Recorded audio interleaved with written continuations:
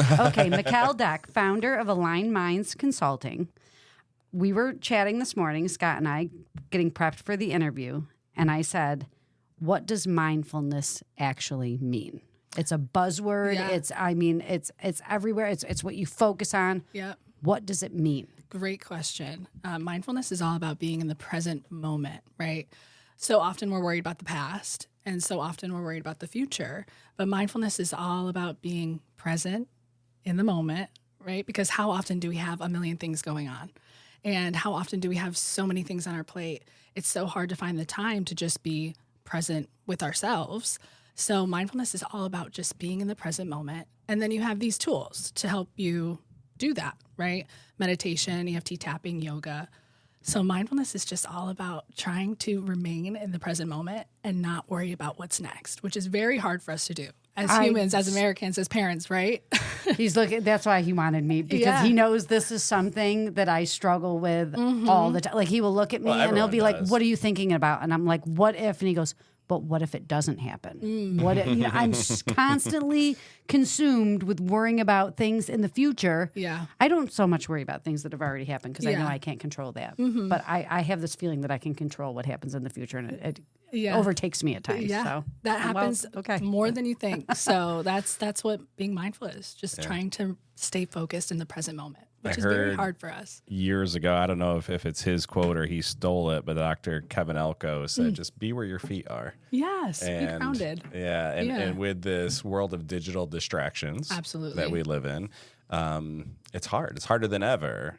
And it's all the next generation knows. And I say the next generation cautiously, because if we leave our cell phone at home, I get to the stop sign, I'm like, turn around, gotta go get it. I can't live without the cell phone, right? Even as a 48-year-old male.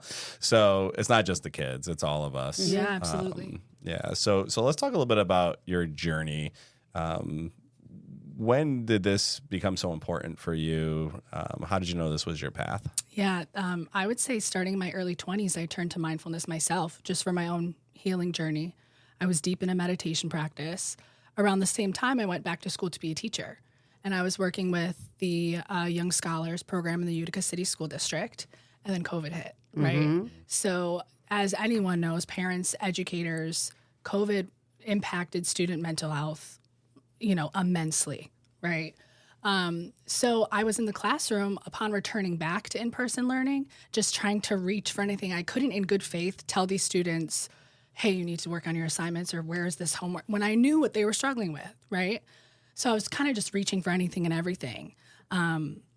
So I started implementing these mindfulness tools that worked for myself in the classroom. And to my surprise, but not so much to my surprise, they worked, right? And I was, taken aback. So I decided to take a step back from teaching and really dive deep into mindfulness, mental health, how it affects our brains, the science base behind it, the, mindfulness-based strategies that we can apply with our students. And upon returning back, I changed my title with the Young Scholars to Student Support Coordinator, and they've been great. They've allowed me to do these mindfulness techniques with students in the classrooms.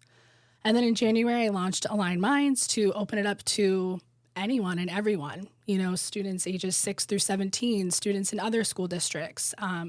And it's been great being able to do both what I love, working with students in education, but also applying these mindfulness tools that I believe are so important for our teenagers and our kids today. And this is something that students very much need. And I can say this as a past educator, that as educators, our days are packed with curriculum. We are responsible for teaching curriculum. Whether or not we know a child needs something socially or emotionally, it's so hard for us to provide that as well. Yeah. So I love that the direction that you've gone in. And I want to talk a little bit about people can come to you on an individual basis. Yeah, so absolutely. Parents can get a hold of you if they feel like their child would benefit, but also schools can get in touch with you, right? Yes. Yeah. Why don't you talk a little bit about what you offer and the different things that you... So parents and caregivers can hire me for my services. I get to know their student on a personal level. I get to know what they're struggling with, whether it's anxiety or depression or low self-confidence, right? Could be a multitude of different things. And I put together, 5 sessions for this student personalized to them based on their interests, based on what they like, but also based on what it is that they're dealing with. What they need. Yeah, absolutely. So after I put those sessions together, what we do is I implement those mindfulness tools within those 5 sessions. Now, is it in person? Is it in person? Okay. Or virtual. I prefer in person just because I like to have that connection with the students that I'm working with. But I have had virtual students in the past. Okay.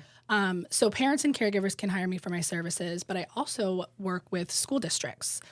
So I work with the Young Scholars Program in the Utica City School District right now, and they have hired me to work with their middle school students to do the same thing. So important. Yeah. So I'm applying what I know, what I know works. These mindfulness techniques for our students who are struggling with their mental health, but also any student who wants to use it, right? You don't have to be struggling to practice mindfulness. So I also can work with athletic teams too. We talked, in the beginning about athletes who their mental game is just as important as their physical game. So I work one-on-one, parents and caregivers. I work with school districts, and I can work with athletic teams as well. Now, That's awesome. Do you push into the school, or is this okay? I push into the schools with the Young Scholars Program. Okay. I'm working at Donovan and JFK Middle School in the Utica City School District. So I'm in the school around 2-3 days a week, and then I provide after-school programming for them too. So depending on what they're dealing with, like if they're a big Regents exam or test coming up, we'll do like a stress relief program after school. I do Wellness Wednesdays, which is really fun. And we just talk about different things that our kids are dealing with, right? Like social media burnout or bullying or low self-confidence. And each session has a topic. Body image, anxiety, trying to understand what it is that they're dealing with, right? But also applying these tools like I love EFT tapping. We can talk a little bit more about that at the end. I love yoga, breathwork. Trying to teach them these tools at the same time. It is so important, and I'm so glad that we are shifting to this sort of mindset where the social and the well-being of yourself and your feelings are important. My daughter just went to a physical yesterday at her pediatrician's office, and not only do they give the parent that long form that you have to fill out as your insurance information up to date, whatever, they had her fill out a survey on whether or not she feels anxious at certain points. And I love that. And when the pediatrician came in, she said, just so that you know, every year you're going to have to fill this out because you may be at a different point in your life or things might happen where you feel differently. Yeah. So I'm seeing this not only with you, but like everywhere. It is definitely something that we need to put in the forefront and we need to pay attention to our kids and how they're feeling and how they deal with their feelings. So it's awesome. Yeah, and there's a strong case can be made that there's nothing more important. Exactly. Right? I mean, what good is math and science and grades if mentally you're not prepared to go out into the world. Exactly. Or not okay with yourself. Yeah. You know? And that's the pattern I kept seeing was, how can I tell this student, oh, you failed your math test, knowing what I know that they're going through at home or what they're dealing with in their minds. Like, let's get your mind right so that way you can perform your best academically, perform your best physically. I've got so much. No, I know. I'm gonna try to layer this logically. So the 2-part question. The first one is, how much resistance do you get, if any, from the kids as far as different techniques? Like, are they open to yoga and tapping and meditation, or do you have to sell them on why it's important? That is a good question. I believe in connecting with them first and foremost, building a relationship with the student, because some of these things can be uncomfortable for them. I recognize that being a teenager, maybe you don't want to get into like cat-cow pose in front of your, your classmates. Like, I totally understand. So I build a relationship with them and I really do connect with them. I really do care about them and I show them that. So that way they feel comfortable doing these things. Surprisingly, I haven't met resistance yet. Yeah. I'm sure maybe one day down the road I'll get some resistance. And I think that's what's cool about this age group is they typically are open-minded, unlike adults. When I'm talking to peers in their 30s, 40s, 50s about meditation, they're like, "Oh, I don't have like a robe or a mountain with smoke to sit on," and I'm like, "No, that's not how it works." But the kind of the deeper question here is you're getting to know these kids on a deep level. Yeah. And you're discovering some things about them that, aren't comfortable sometimes, right? And they have to deal with. So I guess, is there a line? Like where at what point do you say, hey, I need to move this to someone else, or do you? Like, how does that work? That's a great question. Working in the school districts, there are social workers and other therapists involved, and then they have outside resources like therapists involved too. As a mandated reporter, if they tell me that they are thinking about causing harm to themselves or somebody else, I have to bring somebody else in. So within the Young Scholars Program, there's a licensed social worker, which is great. So I can refer students to them as well. When I work with the students outside of the school district, I have open communication with the parents, and I let them know, right, if I feel like there's something alarming happening or something that's going on. And they know that I will talk to their parents or caregivers too, which is important. Right. So that's a really great question as far as where's the line drawn, because you're right, I do get to know them on a deep level. So I want them to know, hey, if there's something going on, if there's, you're thinking about causing harm to yourself or somebody else, I do have to bring somebody else into our circle here. I can teach them the tools. I can teach them mindfulness. I can teach them how to regulate their nervous systems. But this is also a great tool that can go along with therapy too. Some families don't really like the idea of therapy, so it's great that I can teach them these things. Some kids do well in both. You have your mindfulness techniques, but you're also going to need some therapy and counseling along with it. So it kind of depends on the student and the situation. Yeah. And I love that you use tools and exercises to deal with anxiety or whatever, the child may be experiencing instead of medication. Because that has become a huge epidemic for adults. And I feel like it starts at the adolescent level because it is normal to feel anxiety. That means you're human. Like when you are in certain situations that give you anxiety, that means that you're feeling, and so I think it's an alarm for a lot of people. And they go, I shouldn't be anxious, but that's totally normal to be anxious. And you are teaching kids breath work and certain things that you can do to naturally calm your body and cope with a situation that you may be in. So absolutely. It's awesome. Yeah. And I'm so excited about this. Well, and there's different levels of anxiety, right? I will say that too. the stigma, what's most exciting about, I think, present day versus when we grew up, is there was a stigma, right? Like if you felt something, it was weakness, and you couldn't, and we had, I don't know what we called our parents, where they latchkey or we never saw our parents, but when we did, it was like we had a problem. It's like just figure it out, take care of it. Exactly. Don't bother me with it. So maybe those are just my parents. I don't know.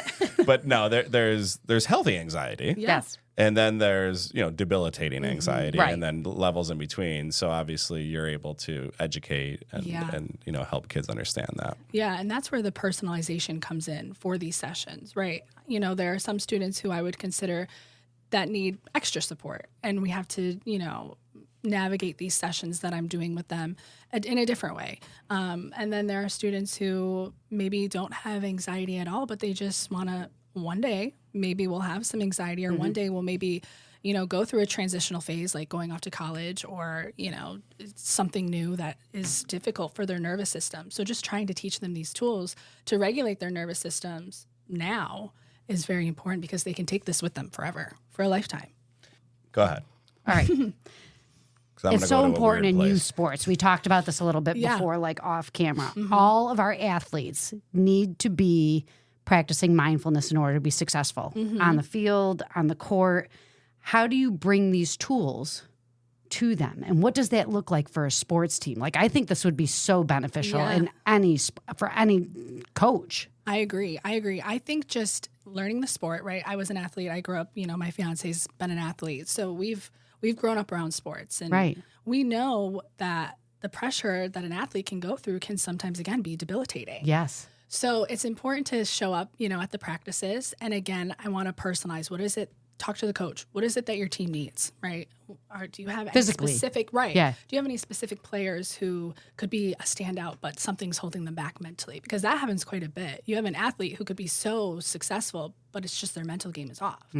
So showing up to the practices, setting time aside, an hour after their 2-hour practice, or, they have a 2-hour practice, and then for the last hour, I can come in and we could do some yoga. We can do breath work. before you go up to bat, this is the breathing you can do, right? Yes. Or when you're on the foul line, like this is the type of breathing that you can do. And personalizing it to their sport, personalizing it to their team, right? And getting them to also bond as a team. Even like together. Once a week, like football players do film. Why don't you have this as part of your weekly practice? And trying to teach them to change those negative thoughts to a positive, right? When the pressure's on, oh, I'm going to like miss this shot. Or no, I have the ability to make this shot. I can do this, right? Teaching them to reframe those negative thoughts to positive is huge for athletes. And even a lot of the kids that we have interviewed here, they say that they have the ability to block the crowd out. Like That's it's just them. Parents, it's just crowd, them and the batter or them on the foul line. Yeah. And they don't even hear what's going on around them. Isn't that huge. So interesting? Yeah. It's so awesome. Yeah. My kids will tell you that, the negative self-talk, if there's one thing that drives us crazy, that I immediately stop, is the negative self. And we do it, without even realizing it. We've been golfing quite a bit. It's the only way to get my teenage boys to hang out with me. So I take them golfing, and like my son will have a great approach shot, and he'll be on the green. I'm like, oh my gosh, you got a birdie putt. He's like, I'll miss it. I'm like, whoa, well, yeah, whoa. He's like, I know, Dad, I know. I should. I'm like, but it's true, right? That your thoughts become your things. Making the putt. So, I'm a daily meditator.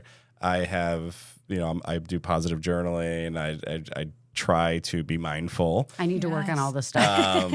But I haven't gone to the next level, frankly, because if we're being honest, I'm probably scared as to like what I'll find or where that will take me. Yeah. So I do want to talk about your journey to Costa Rica because that's super intriguing to me. I have a peer out in California who did a 10-day silent meditation retreat, and he gave me his feedback from that. And I'm like, I started getting anxiety just thinking about it, but it's also exciting. Yeah. So talk to me about that journey. Yeah, I mean, it was life-changing. It was incredible. I have to shout out my fiance because without him, I wouldn't have gone. We were talking about, how can I take this a step further? Once I recognized that these tools I was doing with these students in the classroom were working during COVID, I was like, I want to dive deeper. I want to learn more. I want to learn the science behind it. I want to figure out more tools. Like I was ready to really immerse myself in this and try to become this person for my students because I love mindfulness so much. I'm so passionate about it. So we went to Costa Rica. I did a 200-hour certification, and it was just such a different way of living out there. They really live life so slowly and so mindfully. Every night they go out and they watch the sunset. Everyone, like the whole world stops almost there. And they're going out and they're watching the sunset. They go to the beach and everyone just watches the sunset at the same time, right? Even the dogs like roam free and they go to the beach. It's so funny, but everyone almost stops in that moment and are just sitting there being mindful, watching the sunset. And it's so incredible. And then the training, of course, was just trying to embody that slow living and that lifestyle and learning, the science behind it, of course, too. But it was mostly just practicing these tools yourself and getting deep, right? And it was incredible. It was a very incredible. It was hard. It was. That was going to be my next. How hard was it? Yeah, it was hard because you're diving deep. So you're trying to, be the best version of yourself and chip away at those, maybe past traumas or whatever mental health that you've been dealing with that you subconsciously, because as humans, we're subconsciously taking things in our whole entire life, right? And we don't even recognize the way it can physically affect our bodies. It can affect our brains. So yeah, it was difficult, but it was so rewarding. Just being able to recognize that I could make the change in my brain, in my self-thoughts, in my own confidence. I'm not saying anxiety can be healed or depression can be healed from this, but it's a tool to help you regulate, your nervous system. So we talk about the positives on this podcast all the time of our area and the benefits and the pluses. And one thing that I think Scott and I definitely agree on is one of the things that's not so positive about our region or that we dislike the most is the rushness of it. We travel to different parts, even different parts of the United States. It is slower. It is more be present. You're not in such a rush to get from where you are now to the next to grind place. Yeah. And when you travel to different places, you're like, oh my gosh. Why isn't it like this we everywhere? just spent a week Why are in we Europe, doing this to ourselves? and our 18-year-old, we were in Europe for a week. We were in Europe for a he's week. like, I don't like, it's so chill here. He was like bummed to go back home because he got used to everyone just being chill. Yeah, exactly. with things that were like, normally this would be like a big deal in America, but like no one seems to care. So this is so beneficial for every human that lives in this area, because it's definitely something that our community is just wired this way. And it's so not healthy. It just isn't. So. And even our students too, they go to school and they have practice after school, or they have band practice, or they have this or they have that. And by the time they get home, it's dark and, I have to do my homework. I have to do this. I have to do that. Everyone's in such a rush that it's important to teach them just to be with themselves, even if it's for 5-10 minutes a day. Yeah. Even the way they talk. My daughter, 13 years old, she'll be 14 she talks so fast that half of the time I can't even understand what she's saying because she's just so... Well, they also speak a different language. Well, no, they don't. Well, Scott struggles with the I don't understand half the words. What did you just say? Translate. Yeah, right. 6'7" is the big thing. 6'7", right. Anyway, I'm just like, you need to take a breath. You need to take a breath, and you need to slow down so I can actually process like what you're saying. Yes. Like they are just so rushed in everything So let's talk about what does success look like for like one of your students that really embraces emotional growth and mindset? Or if you have a specific example that you could give us or a story. Yeah, I do. I think about this one student all the time. I'll refrain from using her name. But I had her in 7th grade and she was a COVID student, right? And she was dealing with horrible anxiety, horrible thoughts of self-harm. And it was interesting because in her religion, they don't believe in mental health or receiving help for mental health. So I felt stuck. I'm like, what can I do with this student who, to no fault of her own, just, what her parents grew up, their religion, what their beliefs, I can't seem to help her. So she was one of the inspirations for me to start bringing mindfulness into the classrooms. And so I started, teaching her breath work. When you're feeling these urges or when you're feeling this, let's try breathing instead. Let's do some EFT tapping. Let's try to do a 10-minute meditation at the end of the day just to clear your brain, clear your mind. And from 7th grade, she was almost never showing up to school. COVID hit, and then I completely lost, any contact I had with her. I was so worried about her. Came back to 9th grade learning, and she showed up. And I was able to follow these students, which is great, through COVID, within the program I was working for. She shows up to school. I was so excited to see her, but I could just tell her mental health was like at an all-time low. So we worked together like one-on-one on my own time. I was just working with her, just trying to teach her these tools.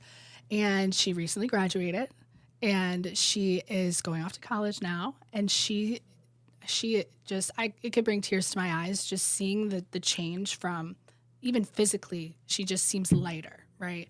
She is so intelligent. She was showing up to school. Her attendance was almost non-existent too. She started showing up to school more. She was getting into her academics. She started playing volleyball again, which she quit at one point and then went back on the team.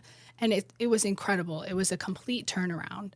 And she wrote me a little letter when she graduated, just thanking me for the tools I taught her and for, spending time with her. And now she's off to college, and I feel like a proud mother, just so as you should. Yeah, she's Absolutely. amazing. So, I mean, she's just one example of many that I've had throughout the years that I've been able to see this turnaround, this change. Because mindfulness is a practice, and I tell all of them this: you have to practice, right? Like an instrument or a sport, you have to practice.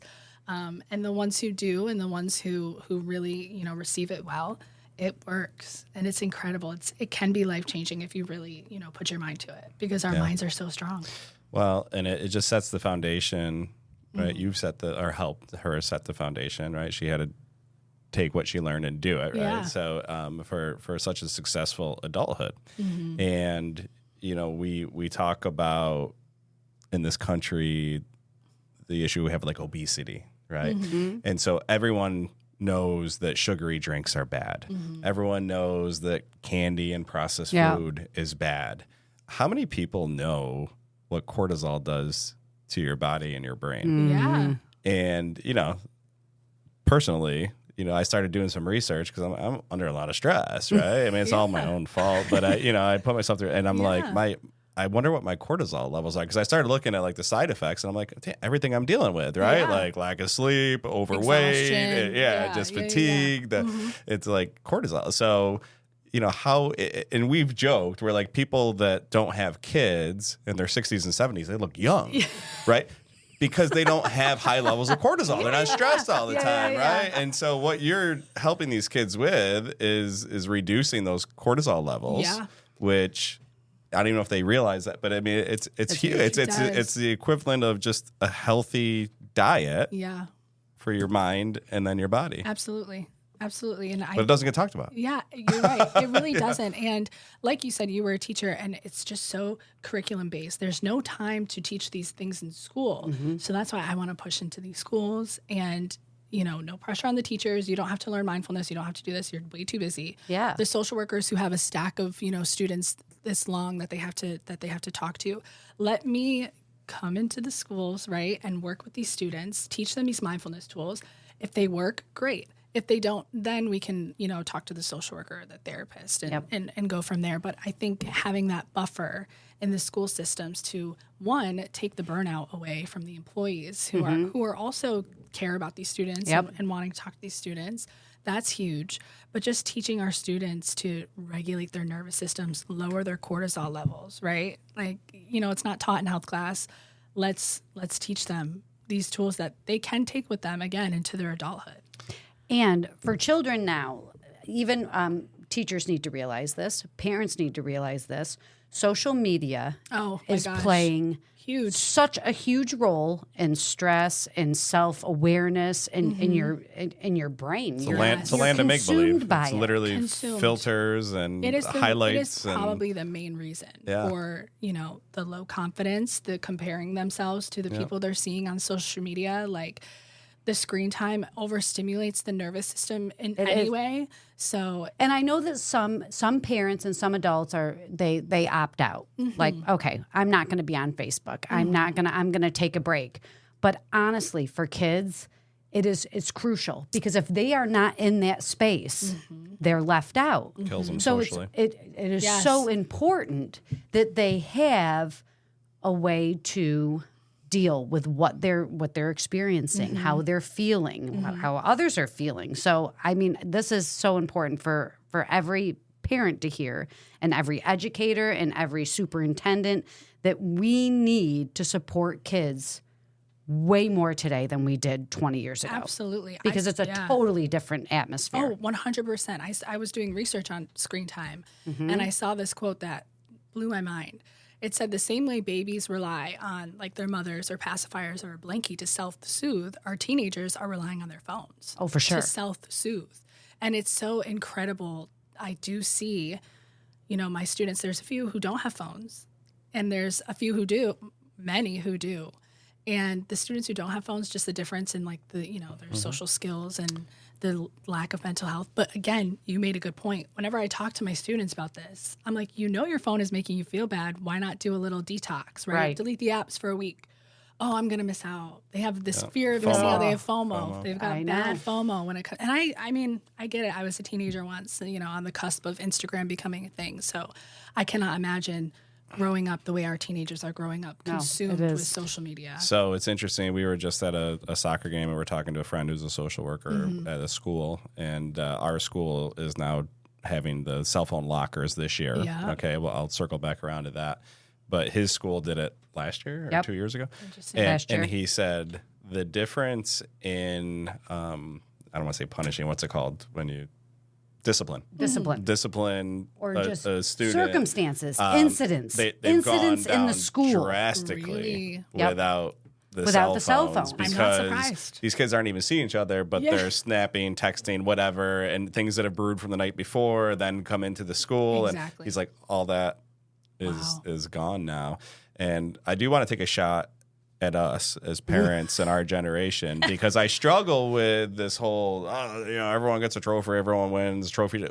Who's buying the trophies? Yeah. These kids aren't buying the trophies, right? We're the ones buying the trophies and letting everyone win, right? Yeah. And so I think a lot of the problem is us. And so I come back to the cell phones, the cell phones being taken away from our kids this coming fall in our school. I haven't heard a single kid complain about it. Do you know who's losing their mind? The parents. The parents. Mm-hmm. Why? Because we're lazy, right? Because they want to be able to text them, hey, do this or I'll get you, whatever, instead of going through or just letting them, I don't know, figure out themselves, right, in school. So, I don't know. So here's the question. I'm going to put you on the spot. Where are we failing as parents? Like our kids, seriously, like what do you see where we could be better? It starts with us, right, as parents to help our kids with this stuff. This is a really good question, and I think it all goes back to just being present with your kids, right? Being present with your kids and slowing down in a life that is so hard to do that. This one has this sport, this one has this appointment to go to. It is so hard. But carving time, whether you're sitting at dinner together, if that's possible, putting your phones away, and just having conversation at the dinner table could be huge. I know it's a lot easier said than done to do these things, but it is very important for their development and just for being present with your family. And whether it's having dinner phone free, whether it's getting outside and going for a family walk, just get back to the roots of, I know it was a different time when we grew up, but I ask some of my students all the time, like, what do you do for fun? Are you playing outside? No. Get outside and play outside and just try your very best to be present with your kids and have conversations with them. And I've had this idea of a journal that I want to create for parents and kids to write back and forth to one another. We're in the process of creating it now because it can be hard and life can be busy, but it's important to know what are your children going through? What are they dealing with?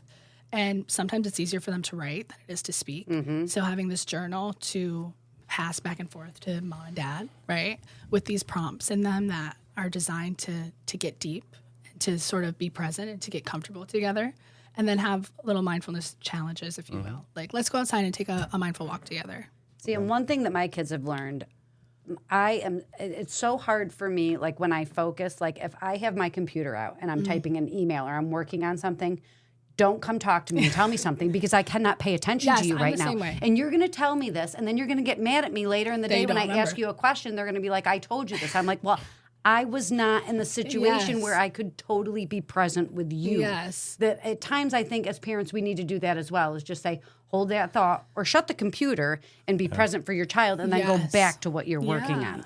That was one positive from COVID is we developed forced family fun. We forced the kids that we played games together. I know. Yeah, try to get back to those roots, even if it's once a week, right? So my question kind of goes along with this. For parents or educators listening, what's one simple thing they can do today to help a young person start developing emotional awareness or mindfulness? One simple thing. Yeah, that's a really great question. And I would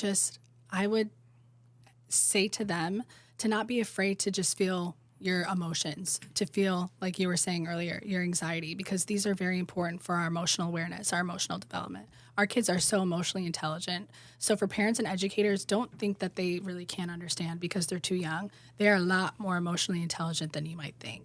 So not having to, dumb things down for our kids. They're so smart. Yeah. Just, really are. Talk to them like they're, adults and figure out, the root of what it is that you're dealing with and just be there as someone that they can, that is talk so important because I remember when I was teaching, I would come home and I would talk to Scott like a first grader and he would get so I'm not one of your students. Don't talk to me like that. And that's what our kids are probably feeling too. Shockingly, like, don't our relationship talk to me like I'm a went child. to the next level when you stopped Relate working. to me like an adult, and then it might make them more open to it. Yeah, That's absolutely. That's great. The other thing too is probably the worst question at the dinner table is, what'd you learn in school today? Or what'd you do in school today? Right? And they're nothing, right? So I started doing the reverse. I'm like, what was the worst part of your day? Yeah. And it actually they're quicker to respond to that, and it becomes like this. All right, maybe that's something we should dive into. Yeah. So put that in the journal. Mm-hmm. I will. I love that. I will. Write it down. The other thing too, and Jay's been with me at career days. I always tell him I'm an insurance agent, but that's not what we're going to talk about. Yeah. What we're going to talk about is mindset, critical thinking, discernment, that negative self-talk, that voice in your head that tells you you're not good enough, smart enough, strong enough, pretty enough. But I ultimately get to this formula of E plus R equals O, which is the event plus your response equals the outcome. And we all think the event is what's good or bad, you know, and I share with them, like, we literally, if you think about it, have almost no control over any of the events that happen in our life. So the event happens. The outcome is determined by your response to it, and we have to figure our life out in 3-second pauses. And so when we talk about mindfulness and deep breath work, it's like the event happened, and then it's like, yes. right? That 3 seconds, pause, collect yourself. How am I going to respond? Because that is the outcome. And too often we just snap into that immediate response, and then that's where regret comes in or things escalate. So yeah, this is truly Scott's passion. It's like how you work your. I'm going mind, to Costa Rica for sure. You should, please do. I highly recommend. It really is. It pertains to everything in life: your career, your family, your everything. I mean, and it's so funny. He does these workshops at Frankfurt where your key phrase is "so what, now what." Yeah. And our son, who graduated this year, they asked him for a senior quote, and it was too funny. Yeah, so what, now what? Scott, great. And all the kids are like, "Yeah, that's great." Yeah. It is. Well, that was the mantra. So Little League. This is your interview, but the greatest job I ever had was unpaid. Right? I was the Little League coach for a few years of my son's team, and the last year I had him, we hadn't won the championship. We'd come close, and I'm like, you know, we just went in deep into mental work, starting in the preseason, and we did the whole E plus R equals O. And you know, what sport? Baseball. I mean, it's like it's just you, right? Yeah. I mean, it's like you messed up. We know you messed up. Right, you know, you're the one that struck out. You didn't catch the ball. Right? You're not hiding from that, right? And so it became like, so what? Now what? I love right? That. Put it behind you. What are you gonna do? So yeah, when he put it in the yearbook, that was cool. That's huge. So we are down with your mission. Yes, for sure. Absolutely. Yeah. Thank you. I appreciate that. What do you got? The book. I want to talk about the book. Yes. Yeah. I published 4. It is an expensive business card, right? But it hopefully will lead you to, you know, something else. Yeah. So talk about what's the book about? Who's it for? What's your goal with it? Yeah, well, it's the journal that I was telling you about. Oh, okay. I'm sorry. Yeah. So it's like a workbook, right? It's a workbook. Okay. Because I've noticed too, you know, with my students, sometimes it's difficult for them to put into words what it is they're going through, right? And when I talk to the parents and the caregivers, it's also hard for them to talk to their own children. For some reason, they're like, I don't know why, but my kid won't talk to me about this. So I think they'll talk to you about it. Where it's uncomfortable. Yeah, right. So coming up with these prompts, coming up with the different little challenges, mindfulness challenges, get outside and go for a 10-minute walk with, you know, your parent. And just urging and, you know, wanting the parents and the children to go deep together, because it can be hard and it can be awkward to do that sometimes, like with your own parent or your own caregiver. So to make that relationship a little bit more comfortable through this journal is my goal. Because time and time again, I've had parents who even work as a yoga instructor or who work as a psychologist. I've had parents who are doing this type of work, but for some reason their children just won't talk to them about it. So trying to create a more comfortable way for them to do so. Mikelle, we're gonna do a to be continued off camera. I've got dive into a few things with sure, you. Yeah. But for now, let's we finish all these with our rapid fire questions. We tried to keep them light, fun, funny. Tough topic to do that, I think. Okay. Let's see how I did. Yeah. Okay. I like the first one a lot. I like the first one a lot too. Most peaceful spot in the 315. Oh, good one. We have plenty. I don't want to give away our secret family spot. No, don't. Well, okay. You don't have to do that. I want you to. Well, I will have to say, is Adirondacks 315? Yes. Okay. Yes. Well, parts of it. Yeah, Racket Lake. close enough. We grew up in Racket Lake, our camp up there. Really great spot. The loons, very meditative. The lake, beautiful. Racket Lake. Okay. Good answer. Your go-to mantra or affirmation? I always tell my students when they say negative things about themselves, they're like, I can't do that. Yes, you can. Mm-hmm. So, yes, you can. Yoga on the beach or hiking in the woods? Yoga on the beach. One local business everyone should know about. I'm going to talk, well, actually, Young Scholars Liberty Partnerships Program. I love them. I love what they do. I love their mission. Who funds that? Utica University. Oh, cool. Or they have donors too. Okay. Yeah, we but can it's talk more through, about yeah, it. no, Yeah, that's yeah. fine. Yeah. What's a self-care ritual you swear by, but your friends think is crazy? Okay. A little castor oil in the belly button is good for you. I have been thinking about doing this. I'm so it's glad your you sign. said that. That's your Oh my sign. God, it's all over my TikTok. I'm definitely not getting on it now. TikTok. Castor oil in the belly button. Okay. I'm buying the roller. I'm doing it. Yeah, I need yeah. to know about this. Yes. What does it do? It kind of detoxes your body, which I could use. is good. Yeah. Yeah. For sure, it helps with bloating. I should probably It just take a helps bath with in like. castor oil. There's also a wrap you can use. Oh yeah, you can use the wrap and The put it wrap, around you if you put it castor on. oil. Yeah, Castor I oil, know. honestly, anywhere and everywhere. To be honest, for me, A lot of people use it on their face too. For What- sure. what Oh is my it? God, it's an oil. It's Is it a oil. It's a cooking natural. oil? No, don't cook with it. No, it's not a cooking oil. It's an essential oil. He's gonna go home and start rubbing olive oil and vegetable oil. yes. Motor oil. Oh my God. I know we're in the middle of rapid fire, but we never got to the tapping. Oh, And I am interested in yes. this. I can show you my favorite mindfulness technique and tool. Okay. I use this with my students all the time. It's great for reframing negative thoughts to positive. Anyone can do it. Very simple. So it takes psychotherapy and it takes acupuncture pressure points and it kind of puts them together to regulate your nervous system. So if you practice it every day, your nervous system will regulate. So we can do it together. So you're going to take your two hands like this and you're going to karate chop like this. Yep. Cameraman's doing it too. I love Both it. sides? Yep. Cameraman. And then you're going to take your two fingers here and you're going to tap the top of your eyebrows here, right? And while you're doing it, when you're having like a negative thought or when you're feeling negative about yourself, you have to reframe it to positive. So like my students, I can't do this, you know. you can. Yes, you can. I am capable. I am confident. I can do this, right? To the side, right? Like your temples, okay? The next one's my favorite, under the eye. So now we can say, I can do it, right?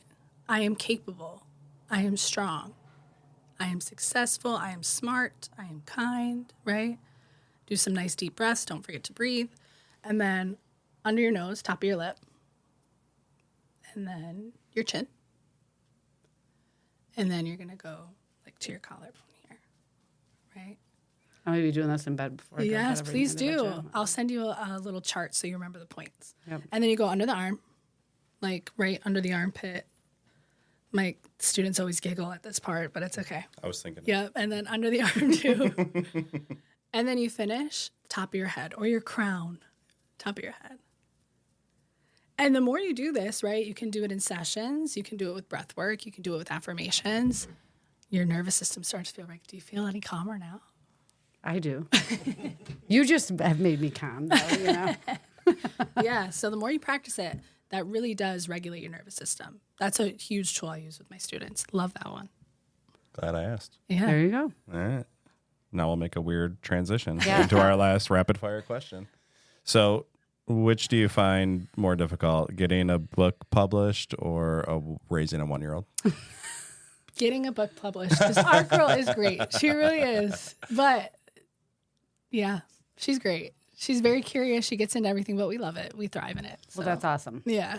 She's been doing her deep breaths too, which is really cute. So if she's like frustrated, like trying to fit a block into a toy, Really? I'm like, deep breath. Saviana should go. Oh my God, you guys are You're gonna have the best better- child. You're such better You're parents. gonna have the best child. I feel like such a loser parent right No, now. please We're gonna be the best My grandparents kid's home ever. on TikTok right now, wondering why she's not pretty enough. We are going to be the best grandparents ever. We are going to be so right? in tune to Hey, mindfulness. We'll get a second Also shot. a testament to it's never too early to start and it's never too late to start. Really. For sure. Yeah. Mikelle Deck, Aligned Minds Consulting. How do people find you? How do they connect with you? How do they follow you? We are on Facebook at Aligned Minds Consulting. We are on TikTok at aligned.minds. And then we are on Instagram at alignedminds111. I couldn't get Aligned Minds all throughout. But yeah. And then, yeah, our website too. You can reach me directly on our website, alignedmindsconsulting.com.